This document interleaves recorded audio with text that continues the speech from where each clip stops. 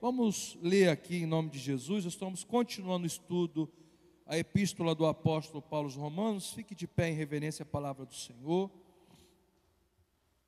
Capítulo 3. Hoje nós vamos do versículo 1 ao versículo 20, porque é muito denso aqui o que Paulo está trabalhando com a igreja. A gente não consegue ir até o versículo 31, mas nós vamos do versículo 1 ao 20, se assim o Senhor permitir, em nome de Cristo Jesus. Nós vamos ler só os primeiros 4 versículos, para entrarmos no estudo.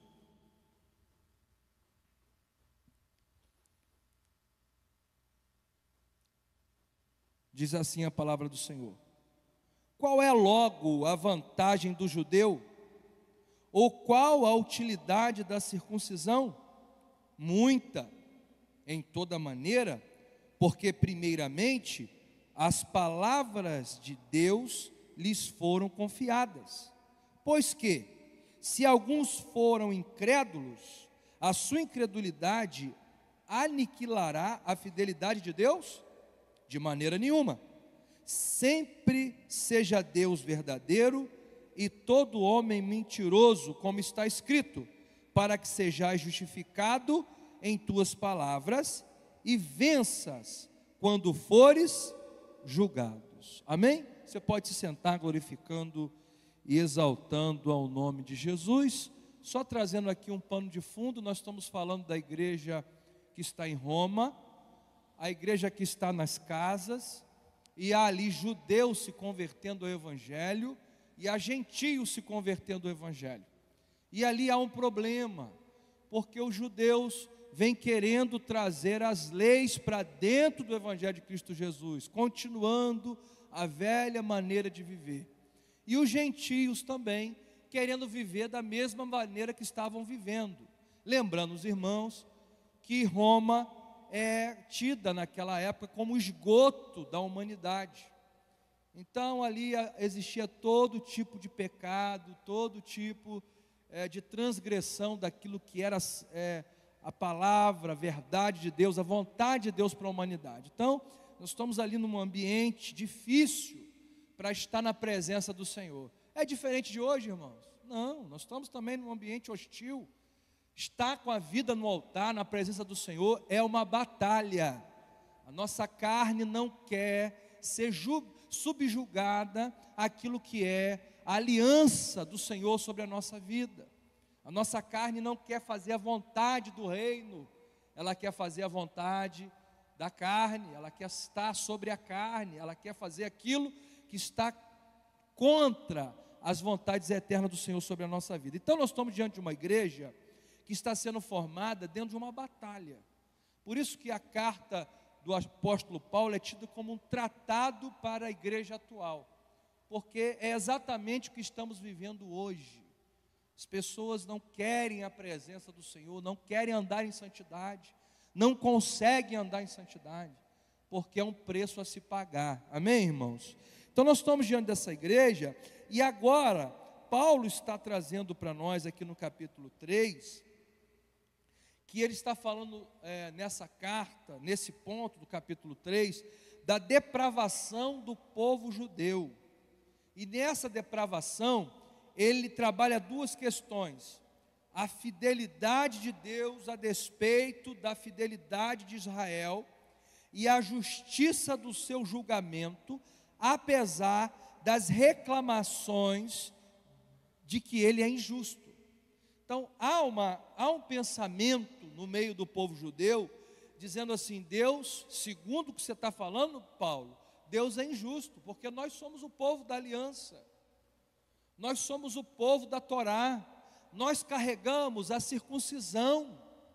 Então, Paulo, independente de qualquer coisa, nós estamos em Deus. Paulo está dizendo: não, vocês não estão em Deus, porque não adianta conhecer a lei, vocês precisam viver a lei, você precisa andar no caminho estreito. Então eu estou vendo, vocês estão me dizendo que foram circuncidados ao 8º dia, tudo bem, mas ao 8º dia, do 8º dia para cá, vocês andaram em perversão. Vocês andaram fora daquilo que é a vontade de Deus. Então, filho de crentinho não é crente. Filho de crente não é crentinho, né? Então não adianta estar na igreja, não adianta andar com a Bíblia debaixo do braço, não adianta falar glória a Deus e aleluia. O que serve, o que Deus aceita, é um coração quebrantado, um espírito contrito, uma pessoa que realmente se dobra àquilo que é a vontade de Deus para a sua vida. Você está entendendo isso nessa noite? É isso que Paulo está dizendo. Olha, a depravação está na porta de vocês. Vocês são um povo escolhido? Não há dúvida. Vocês foram circuncidados? Não há dúvida. Vocês são a linhagem de Abraão? Não há dúvida. Mas vocês não estão fazendo o que está na lei e o que é a vontade de Deus para a vida de vocês. É isso que Paulo está tratando aqui no capítulo 3, né? A questão de Paulo é: não há salvação em ser judeu. Deus pode rejeitar os membros do povo de sua aliança. É isso que ele está dizendo. Vocês são o povo da aliança, mas o Senhor vai rejeitar aqueles que não estão debaixo daquilo que é a vontade de Deus. Isso é muito perigoso, irmãos, para as nossas vidas. E aqui eu trago para a minha vida, que tem filhos pequenos, do perigo da gente negligenciar o nosso cuidado de mostrar para os nossos filhos que a salvação deles é responsabilidade deles.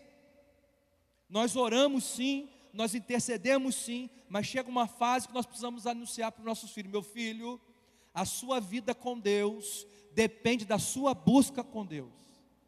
Eu comecei isso bem cedo com Benjamin, bem cedo. Falei: Benjamin, você já sabe o que é certo e errado em algumas coisas. Eu já quero anunciar para você que a sua salvação, você está debaixo da minha bênção, da minha proteção, mas você também precisa buscar o Senhor, meu filho. Você precisa fazer momentos de jejum, você precisa fazer momentos de leitura. Você já sabe ler, meu filho. Eu não vou ficar atrás de você não, você que busca o Senhor. Lógico que eu vou ficar atrás, né, irmãos? Lógico que eu vou marcar, mas eu estou dando ali um certo peso para o coraçãozinho dele, ainda pequenininho, de que ele precisa de alguma maneira se consagrar ao Senhor. E para minha surpresa, alegria, esses dias fui tomar café da manhã, e eu falei: filho, você vai comer o seu pão com geleia? Ele: não, pai, não, hoje eu não vou comer pão com geleia não, hoje eu não vou comer aquilo que eu gosto, faz só um ovinho mexido aí, que eu estou fazendo um jejum de delícias. Falei: rapaz, que maravilha. Tá bom, filho, então tá bom, então eu vou fazer seu ovinho mexido, você come aí, e Deus te abençoe nesse jejum aí, abençoado aí, que você... Então ele viu a gente falando do jejum de delícias, né? Do jejum daquilo que a gente gosta muito, e ele resolveu fazer. Mas por quê? Porque a gente vai anunciando para ele: ó, meu filho, você tem uma responsabilidade com Deus. Às vezes eu pego ele em casa, ele está lendo lá a bíbliazinha dele, não falei nada.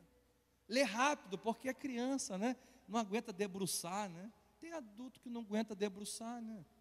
Então, você imagina uma criança. Então, aí eu vejo lá, lê um versículo e vai brincar. Glória a Deus, é o começo. Mas o apóstolo Paulo está dizendo isso para a gente: olha, cada um carrega sobre si a responsabilidade da salvação. A salvação é uma promessa, nós estudamos aqui na escola dominical, mas ela é condicional. É uma promessa de Deus, mas ela é condicional. Eu preciso me submeter, eu preciso me deixar subjugar por aquilo que é a vontade de Deus sobre a minha vida. Amém, queridos? Vamos acompanhando, vamos caminhando. A fidelidade divina em contraste com o fracasso judeu. Versículo de 1 a 4, nós vamos perceber a fidelidade do Senhor. Ele vai dizer aqui no versículo 4: de maneira nenhuma, sempre seja Deus verdadeiro. Deus é fiel na sua palavra, irmãos. E olha como a depravação da humanidade, ela é terrível. Hoje nós escutamos pessoas que colocam a culpa em quem? Em Deus. Hoje eu participei de um enterro uma tragédia, irmãos, humanamente falando. A gente sabe que tudo está no controle de Deus, mas foge o natural, né? Um amigo meu de longa data, foi meu professor também de baixo, o Michel, ele era da Assembleia de Deus de Pendotiba, pastor Marinaldo, e há pouco tempo foi para a Igreja Batista Atitude, mas toda a família dele é dali da Pendotiba. Michel, ontem de manhã, seu filhinho de 2 anos, ele acordou, botou, como ele sempre fez, porque ele viaja muito, porque ele toca com alguns cantores cristãos, e o tempo que ele tem em casa, ele fica muito filho, muito agarrado com ele, e ele botou para brincar no tapetinho, e o menino, ele trocou a fraldinha dele, o menino deu uma respiração funda assim, deu um gemido e faleceu. 2 aninhos, morte súbita, foi o laudo, né? Há uma porcentagem, muitos desconhecem, mas até 1 ano, há uma porcentagem alta de morte súbita para crianças, e há uma pequena porcentagem depois de 1 ano, né? São doenças que às vezes não aparecem nos exames, não aparecem nos laudos, e inclusive Benjamin estava nessa linha. Benjamin tinha um problema de coração, os irmãos sabem do problema dele, e o médico falou: olha, ele está vivo, é um milagre, ele já poderia ter morrido em casa, vocês nem iam saber o que era, ele tinha que colocar no quadro de morte súbita, porque esse problema que está no coração dele é perigoso, mas para a glória de Deus, irmãos, o Senhor curou Benjamin aqui nessa igreja, para a glória de Deus. Voltou no médico, o médico falou: olha, é como se ele nunca tivesse nada, não posso operar ele está curado. Amém? Você pode glorificar o Senhor por isso. Mas aí voltando essa situação, aí sobre a gente se dobrar, né? Michel estava lá em prantos, nós fomos lá, lotado, irmão, cemitério, lotado de amigos, de irmãos, e tinha um culto acontecendo lá. Os músicos amigos dele levaram bateria, teclado, sax, fizeram um culto, irmãos, um culto. E começou a adoração, e o povo adorava e chorava, e chegou uma hora que o louvor dizia assim: Senhor, tudo a Ti eu entrego, e todo louvor e toda glória seja dada a Ti. Irmãos, aquele momento ali foi um momento assim, sabe, tremendo. Ali você realmente está diante de Deus dizendo: Senhor, foi me arrancado tudo que eu tinha, mas a minha boca vai continuar te glorificando e te exaltando, porque o Senhor é o Deus da minha vida, o Senhor é tudo que eu tenho. Então aqueles irmãos estavam ali chorando, mas da sua boca estava saindo altos louvores ao Senhor dos exércitos, porque só Ele, irmãos, é dono de tudo. Apesar da nossa dor, nós entendemos que foi feita a vontade de Deus na vida daquele jovem homem de Deus. O propósito de Deus foi completo ali, aquele momento. No momento que ele deu o último suspiro, o propósito de Deus cumpriu na vida dele. Se nós não entendermos isso, se nós não entendemos que a palavra do Senhor, ela é verdadeira e o Senhor é fiel na nossa vida, a gente não consegue sair desse vale, porque esse meu irmão está num vale agora. E sabe por que ele vai sair dele? Porque o Senhor é a rocha da vida dele, porque o Senhor é o fiel na vida dele. Mas não é fácil. Então, aqui nós estamos diante de uma palavra que Paulo está dizendo para nós: toda a humanidade está fora, não tem lei que possa segurar o homem e dizer para o homem: você tem condição de adorar. Nós não temos condição. Não tínhamos condição de estar na presença do Senhor. Havia um abismo imenso entre Deus e o homem, a partir do momento que o homem escolheu se rebelar contra a vontade de Deus. Mas aprove o Senhor, é isso que Paulo está falando aqui: aprove o Senhor, pelo seu infinito e glorioso amor, entregar o seu único Filho, para que todo aquele que nele crê não pereça, mas tem a vida eterna. Irmãos, isso tem que mexer com a gente por dentro, isso tem que fazer a gente vibrar, porque a morte eterna não tem mais poder sobre a minha e a sua vida. Só isso, irmão, é motivo de glorificar o Senhor 24 horas, só isso. Às vezes a gente fica procurando motivo para dar glória a Deus, irmão. Só de ter a vida eterna, A gente pode passar 70 anos aqui dando glórias ao nome do Senhor Jesus Cristo. Eu imagino a tristeza, a dor do nosso irmão de ter perdido seu filho em tão tenra idade. Mas eu sei também que o coração dele foi consolado, porque naquele grande dia nós estaremos juntos mais uma vez na presença do Senhor. A morte não pode dominar aquele menino. Murilo não foi dominado e tragado pela morte, não. A carne dele padeceu, mas o espírito dele está na presença do Senhor, nos braços do Pai. E é isso que conforta a igreja. E Paulo está dizendo isso: vocês são privilegiados, porque vocês têm a lei, vocês são o oráculo de Deus. Perceba aqui que o Senhor vai dizer assim, olha aqui no versículo subsequente, a fidelidade divina em contraste, com o fracasso. Ele vai dizer assim, nem a lei nem a circuncisão tornaram os judeus superiores aos gentios. Aí no versículo 1, Paulo vai falar assim, qual é a vantagem de ser judeu? Ele faz uma pergunta. A vantagem de ser judeu, ou qual a utilidade, versículo 1 do capítulo 3, da circuncisão? Aí ele vai dizer no versículo 2, tem muita vantagem, é muito bom ser judeu. Por quê? Porque em toda maneira, porque primeiramente as palavras de Deus lhes foram confiadas. Ou seja, no original aqui, o Paulo está chamando esse povo, e ele também, porque ele é judeu, de oráculo de Deus. Ou seja, aquele povo que tem as profecias e as orientações eternas para a humanidade. É isso que Paulo está dizendo. Há vantagem sim de ser judeu, porque vocês guardam sobre vocês, foi depositado sobre esse povo as profecias e as palavras eternas. Paulo está dizendo, vocês têm privilégio sim, mas esse privilégio não dão vocês a garantia de eternidade.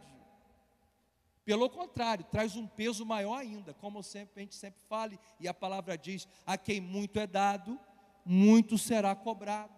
Então sobre esse povo foi depositada a profecia, foi depositada a palavra eterna, então a cobrança também era alta, o posicionamento.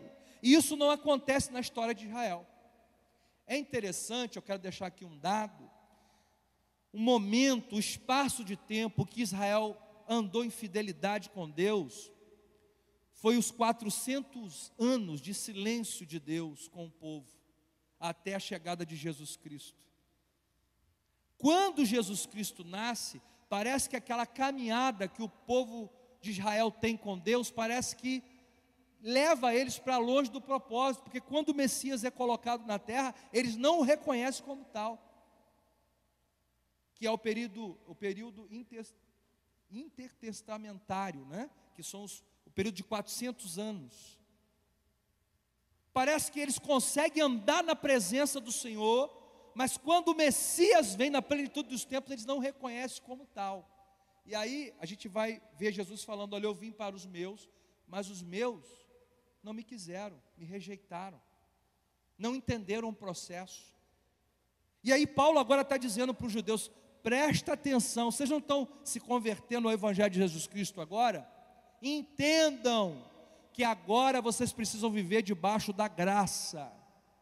Não adianta querer viver na velha maneira que vocês estão caminhando. E para os gentios, entendam que vocês não podem continuar no pecado que vocês estão.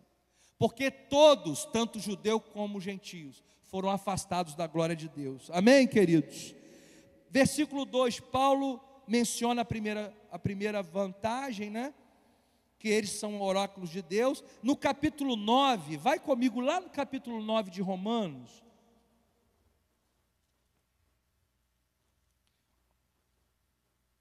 Versículo 4.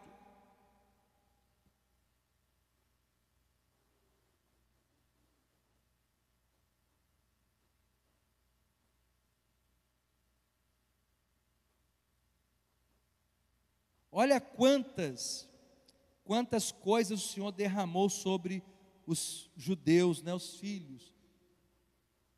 aqueles que são o povo que se chama pelo nome dele. Olha, versículo 4, do capítulo 9 de Romanos, que são israelitas, dos quais é a adoção de filhos, e a glória, e os concertos, e a lei, e o culto, e as promessas. Todas essas bênçãos estavam sobre os filhos de Israel, sobre o povo judeu. Todos eles participavam da adoção de filhos, e da glória, e dos concertos, e da lei, e do culto, e das promessas. Mas isso não adiantou. Eles continuavam a se rebelar e dar as costas para aquilo que era a eternidade de Deus sobre a vida deles. E a pergunta que eu faço aos irmãos nessa noite: qual é a nossa conduta diante da lei, diante da graça e diante da glória que é revelada nessa palavra? Qual é a nossa conduta? Como nos portamos diante da revelação de Deus para nossas vidas, que é a santa palavra do Senhor? E aqui nós vamos aprender que o Senhor faz uma promessa poderosa para aqueles que estão debaixo da obediência, para aqueles que amam o Senhor. Leia comigo em Deuteronômio, capítulo 31, versículo 6. Porque o nosso Deus é um Deus de promessas. Aleluia. Nós estamos estudando, né? As promessas de Deus. Deus é um Deus de promessa. Olha o que está lá em Deuteronômio 31, 6. Mas perceba a condicional. Perceba o desafio para viver essa promessa. O Senhor está falando comigo e com você nessa noite. Perceba o desafio. Esforçai-vos. Esforçai-vos. Ou seja, não dá para fazer a obra que temos que fazer quando está tudo bem. Quando a coisa está andando, aí a gente faz. Mas a proposta aqui é gerar um esforço. Se tem que gerar um esforço é porque tem batalha. Amém? É porque existe uma força contrária. Então, esforçai-vos. E não só esforçai-vos, animai-vos. Irmão, coisa boa é quando você está do lado de pessoa que é animada. Mas não é animada porque está vendo dar tudo certo, não. É animada pela fé. O mundo está caindo abaixo. E a pessoa assim, não, vamos continuar porque Deus está conosco. Vamos prosseguir porque a promessa de Deus está de pé na nossa vida. Amém, irmãos? Animai-vos. Não temais. Nem vos espanteis, ou seja, tem coisa que vai gerar temor, mas não temais. Tem coisa que vai gerar medo, na nossa caminhada vai gerar medo, não temais. Não vos espanteis diante deles, porque o Senhor teu Deus é o que vai contigo, não te deixará e nem te desamparará. Quem recebe essa palavra, essa promessa eterna? Essa promessa aqui vai de geração em geração. Mas há uma condicional. Esforçai-vos, animai-vos, e não temais, nem vos espanteis. Porque, irmãos, tem muita coisa para tirar nossa força, tem muita coisa para desanimar a gente, tem muita coisa para gerar temor e medo, tem muita coisa para gerar espanto, mas o Senhor está dizendo, não temais, nem vos espanteis. Por quê? Porque o Senhor teu Deus, Ele vai contigo. Ele está contigo, aleluia. Essa é a alegria, irmão, da nossa salvação, da nossa vida. É porque o espanto vem, o temor vem, mas eu sei, uma voz do Espírito brada dentro do meu ser, o Senhor teu Deus está contigo. Então nós precisamos nos esforçar. Fala para o teu coração, eu vou me esforçar, eu vou me esforçar, eu vou me animar, eu não vou ser daqueles que desanimam no caminho. Irmãos, é a doença da geração do século 21, irmão, é o desânimo e é a falta de força. Você pode perguntar, você viu a pessoa se afastou, meu irmão, irmão, desanimei. Irmão, parece que eu estou sem força. O Senhor teu Deus é contigo, varão. O Senhor é contigo, é Ele que te ajuda, é Ele que te dá força, é Ele que te dá coragem. Não vai com o teu braço, porque teu braço vai fazer você parar, mas vai na força do teu Deus, porque Ele te levanta e te ajuda. Amém? Não te desampararei. Oh, aleluia. Irmão, isso é poderoso demais. É isso que Satanás quer remover da nossa memória. É isso. As coisas vão dando errado, os gigantes vão se levantando e você fala, gente, eu estou sozinho. Não está não. O Senhor dos Exércitos está dizendo, eu sou o teu Deus, o que vai contigo.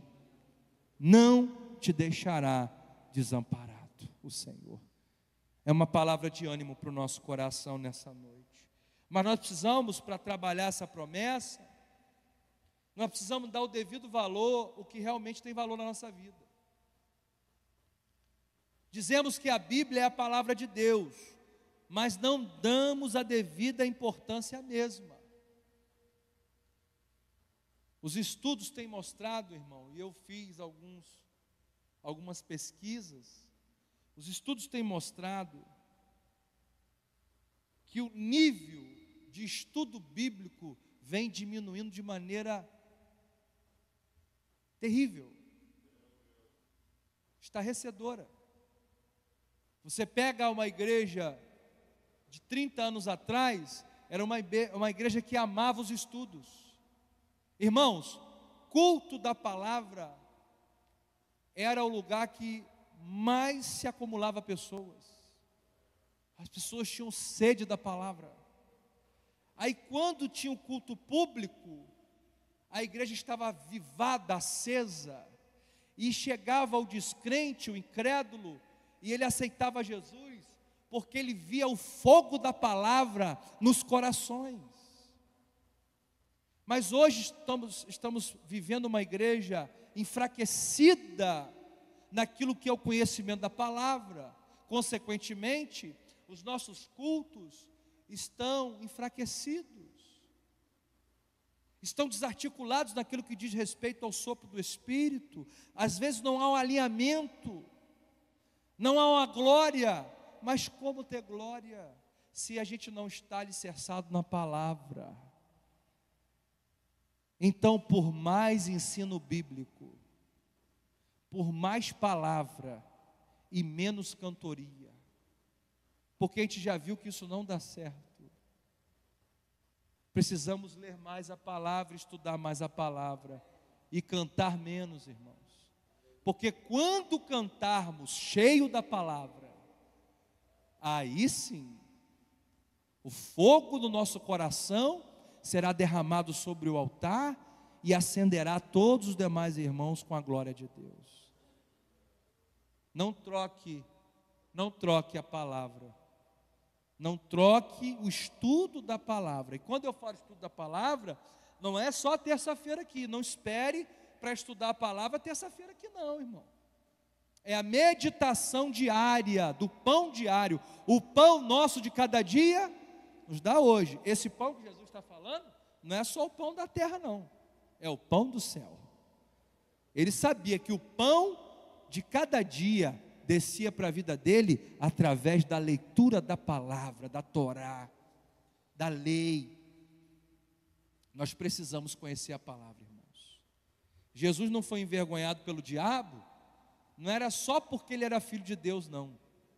Era também porque ele conhecia a palavra. Quando o diabo usa a palavra contra ele mesmo, ele também usa a palavra para repreender o diabo. Mas também está escrito.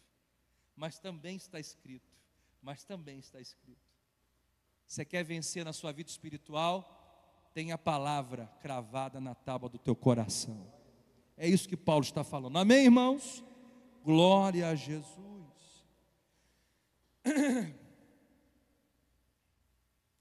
Aqui no versículo 3 a 9, nós vamos acompanhar aqui no capítulo 3, versículo do 3 a 9. O Senhor vai dizer que a infidelidade do povo não anulará a fidelidade de Deus, porque há aqui um pensamento diabólico no meio do povo, dizendo assim: bom, então Paulo, se você está dizendo que eu perco a minha salvação, mesmo sendo judeu, então Deus é infiel. Irmãos, isso é tão sério, que teólogos vão tratar desse assunto. É um assunto que vira uma problemática, rabinos, judeus. Não, se o Senhor tem um pacto com esse povo, então Ele vai salvar esse povo. Ó, o problema da uma vez salvo, salvo para sempre, né? Calvinismo, né?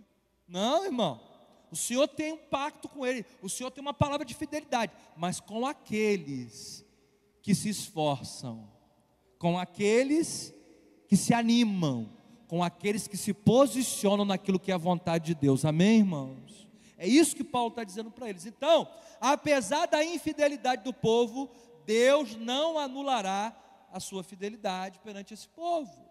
Pelo contrário, por que Deus está corrigindo? Por sua fidelidade. Porque Ele disse que se matar, você morrerá. Como que não pode? Vai morrer. Se houvesse a prostituição, seria apedrejado. Então a lei estava apontando para o nosso pecado. Nós vamos ler aqui, nos últimos versículos, né? Porque pela lei vem o conhecimento do pecado. Paulo está dizendo: olha, não tem como vocês estarem justificados pela lei, porque pela lei vem o conhecimento do pecado. Se vocês tentarem se justificar pela lei, a lei condena vocês. A lei não tem como salvar vocês, mas a graça, aleluia, pela graça sois salvos, mas isso não vem de vós, isso é dom de Deus, é virtude do céu para a nossa vida. Amém, irmãos? O apóstolo Paulo está dizendo que a infidelidade de Israel ao longo da sua história não anulou e não pode anular a grande bênção da fidelidade de Deus para com o povo da sua aliança. Agora vamos lá atrás, quando o Senhor Deus faz a aliança com Abraão, né? Na cerimônia da aliança do capítulo 15 de Gênesis, Deus apareceu em forma de uma fogueira fumegante e tocha ardente, andando entre as partes do novilho, do bode, do carneiro sacrificado por Abraão. Isso significa que ele estava trazendo maldição sobre si. Isso significa que ele estava dizendo com efeito, que isso aconteça comigo se eu não cumprir a aliança com você. Quando o Senhor caminha sobre o sacrifício que é feito, que os homens faziam para Deus, Deus está dizendo o seguinte: olha, se eu não cumprir a aliança contigo, que isso aconteça comigo, ou seja, que eu seja esse sacrifício, que eu seja esse animal morto aqui. Ele anda sobre o sacrifício. Isso é uma cultura judaica da época, né? Os judeus entendiam bem isso. O Senhor andava sobre o sacrifício, dizendo: olha, eu aceito e eu coloco a minha palavra sobre esse sacrifício. Se eu não cumprir minha palavra, que eu seja esse animal morto aqui. Mas nós sabemos da história que Deus nunca poderia estar morto, porque Ele é um Deus que cumpre a sua palavra na face da terra. Deus é um Deus de palavra. O homem não cumpriu a palavra muitas vezes, mas Deus sempre cumpriu a sua palavra. Lembra de Abraão, quando o Senhor fala: Abraão, não é Ismael filho da promessa. Você fez um sacrifício comigo e eu aceitei seu sacrifício, eu andei sobre ele. Eu fiz uma promessa com você, não é Ismael. O filho da promessa vem da entranha de Sara e das suas entranhas. Senhor, mas como o Senhor vai cumprir essa promessa? Não tem como, biologicamente não tem como. Aleluia. O Senhor está dizendo para mim e para você nessa noite: eu não trabalho no aparente, eu não trabalho com matéria-prima da terra, eu trabalho no sobrenatural. Não tem vida, eu dou vida. Não tem condição, Ele dá condição. Não tem ventre, Ele faz um ventre funcionar, aleluia. Não tem porta, Ele abre porta. É muralha para atravessar, Ele implode a muralha, porque Deus é o Deus que cumpre a palavra na nossa vida. Nós precisamos acreditar e crer nisso, irmão. Ele é um Deus que cumpre a sua palavra, a sua promessa. É isso que Paulo está dizendo ao povo. Ele está dizendo com efeito que eu tenho uma aliança com você, garantido que sempre cumpriria sua aliança com Israel. É importante perceber que o mesmo Deus que esteja punindo Israel por sua fraqueza, é o mesmo Deus que faz isso por fidelidade ao seu povo. A punição de Deus não é porque Deus não vai cumprir a sua promessa, é porque Ele está corrigindo o povo para que ele seja alinhado para entrar na promessa de novo. É isso. É o Senhor trazendo ali a punição para que o povo entre no eixo para receber a promessa. Não é isso? É 2 Crônicas 7:14. E se meu povo, que se chama pelo meu nome, se humilhar, amém? Buscar a minha face, se converter do seu, ó como é que o povo vai alinhando para voltar para a promessa, ó. Então porque não estava ouvindo. Não é que Deus não está cumprindo a promessa, é porque as orações não chegam. Porque povo rebelde, homem e mulher rebelde, as orações são impedidas. O Senhor fala que nós precisamos nos consertar. Nós precisamos estar em paz com Deus e com os homens. Quando estamos em paz com Deus e com os homens, nossas orações chegam ao céu. Então Ele vai dizer, olha, se o meu povo que se chama, se humilhar, orar, buscar minha face, se converter dos seus maus, que povo é esse? É o povo que tem promessa.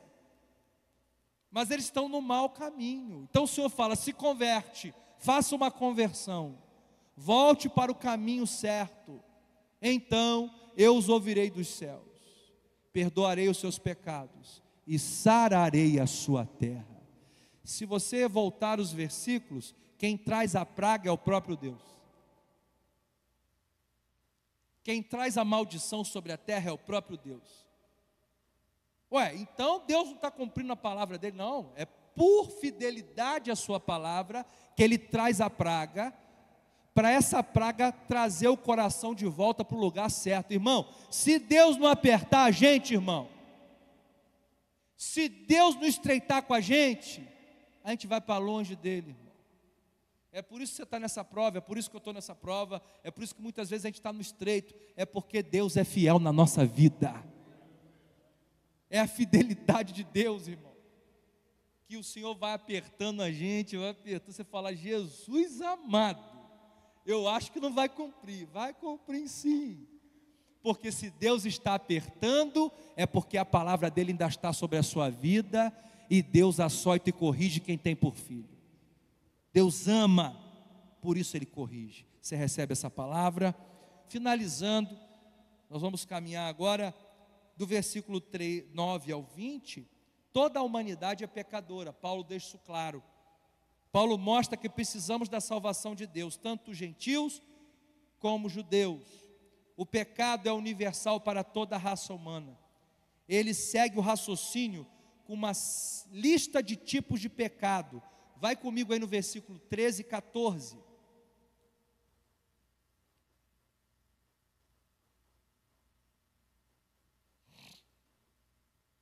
No versículo 12 ele diz, todos se extraviaram e juntamente se fizeram inúteis, não há quem faça o bem, não há nenhum só. Irmão, você está pensando que foi fácil para Paulo falar isso para os judeus, irmão? Você pensa bem você falar para um povo escolhido de Deus, que está debaixo de uma promessa, falar assim, ó, não há um só que se salve. Para nós, 2000 anos depois, é fácil falar isso. Mas você imagina Paulo falando isso para os irmãos dele, ele está no grupo, e ele está no meio. Não há um só que se salve, não há um só que faça o bem. Isso é muito muito forte mesmo. Versículo 13: a sua garganta, aqui ele começa a pegar pesado, e é isso que o Senhor quer falar conosco para nos tratar. A sua garganta é um sepulcro aberto, com a língua tratam enganosamente, peçonha de áspides, está debaixo dos seus lábios, cuja boca está cheia de maldição e amargura. Os seus pés, versículo 15, são ligeiros para derramar sangue. 16, em seus caminhos há destruição e miséria. Não conhecem o caminho da paz. Não há temor de Deus diante dos seus olhos.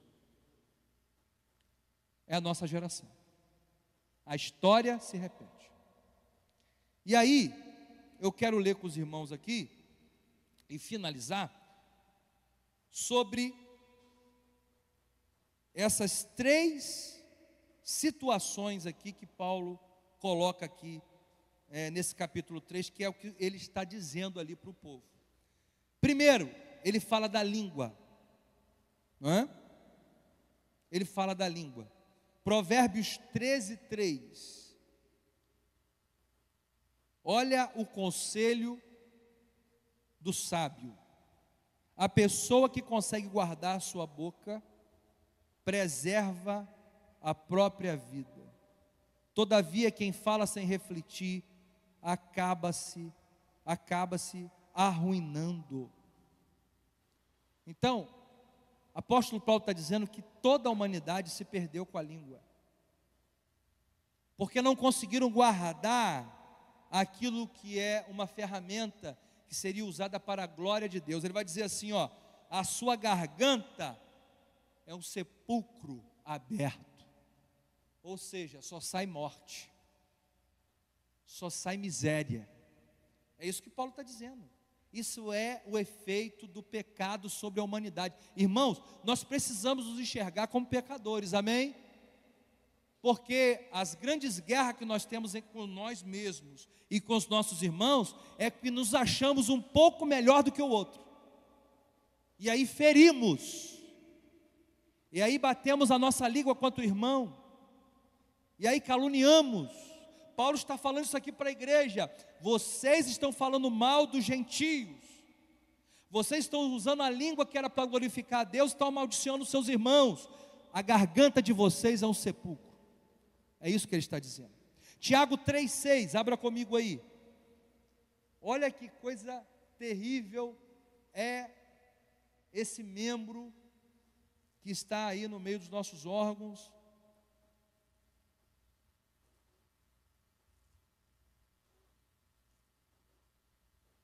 Semelhantemente, a língua é fogo, é um mundo de iniquidade. A língua está localizada entre os órgãos do nosso corpo e pode contaminar a pessoa por inteiro. Não somente põe completamente em chamas o curso da nossa existência, como acaba ela mesma incendiada pelo inferno. Perceba que esse fogo que Tiago está falando não é o fogo purificador, mas é o fogo do inferno. Então perceba que a gente começa primeiro trazendo desgraça a quem está à nossa volta, e daqui a pouco nós mesmos somos afetados pela falta de controle da nossa língua. É isso que o apóstolo Paulo está trazendo aqui sobre essa natureza pecaminosa. A segunda é a natureza violenta. Natureza violenta.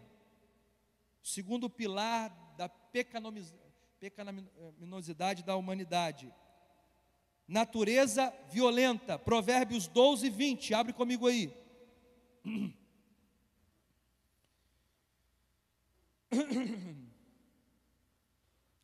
O engano se apodera do coração dos que vivem planejando o mal.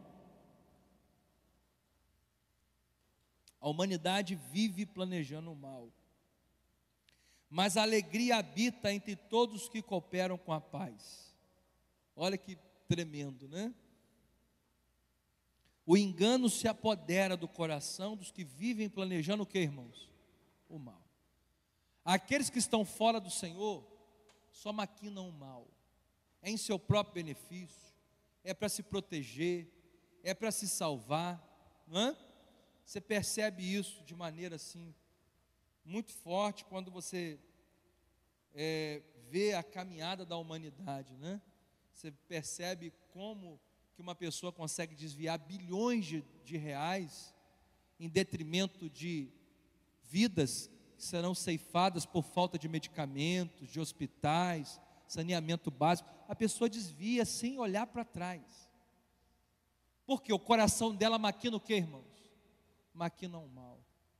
E Paulo está apontando isso aqui no versículo 13 e 14. Os seus pés são ligeiros para derramar sangue.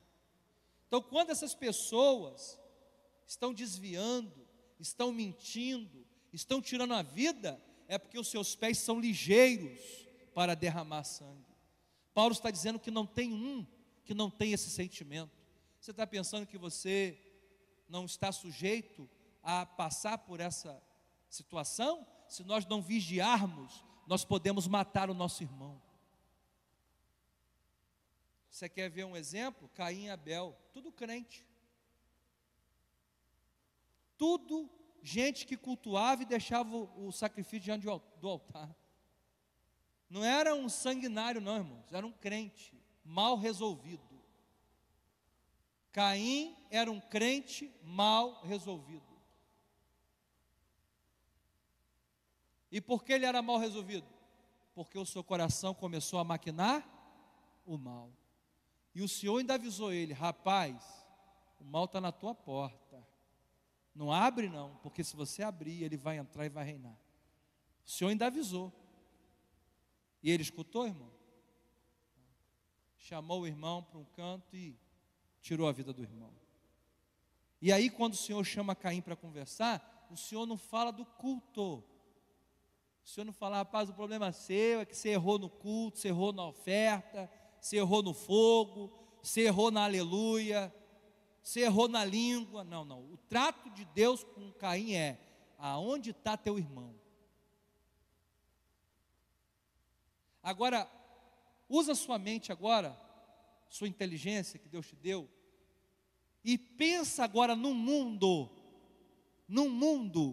que antes de tomar qualquer decisão, pensa primeiro no irmão. Que mundo nós teríamos hoje?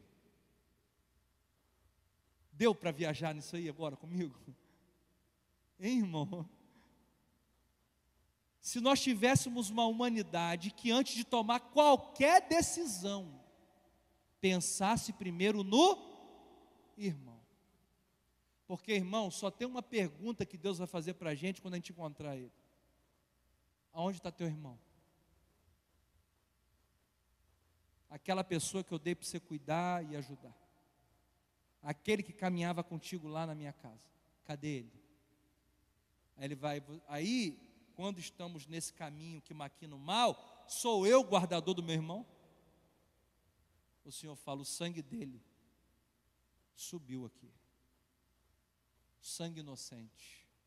E a palavra vai dizer que até hoje o sangue dele clama. Porque Deus não se esquece do inocente que padece na mão do maligno. Deus vai cobrar, Deus vai requerer. Amém, irmãos? Que os nossos passos sejam vagarosos para o mal, mas sejam rápidos para aquilo que é o caminho do bem. Amém, queridos? 6,18 de Provérbios: o coração de quem maquina planos perversos, pés que se apressam para fazer o mal. Provérbios, aqui o sábio está dizendo: esse coração que maquina planos perversos, tem pés que apressam para o mal. É por isso que o apóstolo Paulo está dizendo aqui, ó: vocês estão cheios de maldição e amargura, os seus pés são ligeiros para derramar sangue. É isso que ele está dizendo. E a última parte aqui que Paulo trabalha e que é seríssimo hoje conosco também, é a falta de temor de Deus. Versículo 18: não há temor de Deus diante dos seus olhos. Paulo está dizendo que toda a humanidade, fora do Senhor, não há temor de Deus diante dos seus olhos. Elas não temem o Senhor, elas não reconhecem o Senhor como o único Deus de sua vida. Abra comigo aí Salmos 36, versículo 1. O salmista vai dizer isso. Olha o que vai dizer, e agora encerro depois do 43. Ao mestre da música, um salmo de Davi: servo do Senhor, há em meu íntimo uma palavra do Senhor sobre a maldade do ímpio. Há em meu íntimo uma palavra do Senhor sobre a maldade do ímpio. Aos seus olhos não faz sentido temer a Deus. Eu já tive conversa com pessoas que me falaram em outras palavras isso. Anderson, não faz sentido temer a Deus. Isso não existe. Você está perdendo o seu tempo. Você já viveu isso em alguma fase da sua vida, conversando com pessoas? Não é bem assim, não é isso tudo. Isso aí é o seu modo de enxergar Deus. Há em meu íntimo uma palavra do Senhor sobre a maldade do ímpio. Ou seja, ele teve um entendimento da parte de Deus sobre o que acontecia no coração de um ímpio. Não há sentido no coração dele, aos olhos dele, temer a Deus. Isso é muito sério. Aí no versículo 2 ele vai dizer: o ímpio é tão arrogante que não percebe e muito menos rejeita o seu pecado. A falta de temor também gera arrogância. E aí ele não percebe, ele não quer reconhecer o seu pecado. Irmão, coisa triste é você conversar com uma pessoa que ela fala assim: não, eu estou muito bem. Não, irmão, você errou aqui. Não, eu não. Eu e Deus sabemos que não. Irmão, isso é arrogância, isso é presunção, isso é soberba. E você sabe quem resiste o soberbo? Deus. Deus resiste o soberbo. Então Paulo está tratando algo sério aqui para aquela igreja e para hoje, para nós. Você recebe essa demonstração? Eu recebo. No versículo 20, agora encerramos, ele vai dizer que: por isso nenhuma carne será justificada diante dele pelas obras, porque pela lei vem o conhecimento do pecado. Salmos 143, versículo 2, vai dizer assim: entretanto, não leves teu servo a julgamento, pois nenhum ser vivo é justo diante da sua presença. Perceba que o salmista entende de maneira muito clara: ah, Senhor, não me julgue segundo a lei, porque nenhum ser vivo é justo diante da sua presença. Nós somos justificados. Nós hoje somos justos porque fomos justificados pelo Senhor. Justificação. Nós aprendemos isso na escola dominical, né? Justificação, regeneração e santificação. Amém? É o tripé da ação salvífica da eternidade de Deus para com a humanidade. Amém? Justificação, regeneração, aleluia, e santificação. Que Deus continue fazendo a boa obra na nossa vida e que você possa, e eu também, continuar nas veredas da sua justiça. Que possamos amar a lei do Senhor. E não só amar, mas andar nesse caminho estreito. A porta é estreita, irmão. A porta é estreita, mas vale a pena andar por ela. Amém? Que essa palavra seja guardada no teu coração. Fique de pé.